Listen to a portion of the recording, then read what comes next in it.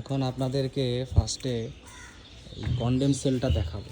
ফাঁসি দেওয়ার আগে যেখানে আসামিদেরকে রাখা হতো, এগুলা হচ্ছে রুম ছিল এতগুলা।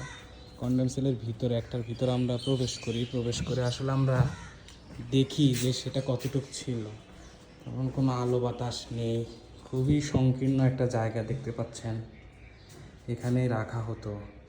ছোট একটা জানালা আছে, খুবই অল্প জায়গা, 5 হাতে বা 7 হাত এতটুকু জায়গা হবে। এর বাইরে এই যে একটা গেট।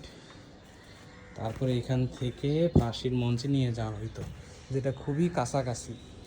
এই যে আমাদের এই যে খুবই কাছাকাছি, 5 হাত হবে, 5 হাত বা 10 হাত এতটুকু। তারপরেই এখানে এই যে ফাঁসির মঞ্চ, এখানেই সবাইকে যুদ্ধ অপরাধী বা যারা আসামি ছিল ফাঁসির, সবাইকে এখানেই ফাঁসি দেওয়া হতো। আমরা একটু ফাঁসির মঞ্চের কাছাকাছি গিয়ে আসলে দেখি যে এখানে আসলে দুইজনকে একসাথে ফাঁসি দেওয়া যাইতো।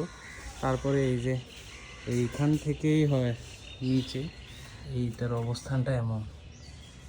তারপরে এইভাবে, তখন এরা আশেপাশে দেওয়ালগুলো অনেক বড়, এখানে আসলে খুবই একটা সংকীর্ণ অবস্থা, গা ছমছম অবস্থা।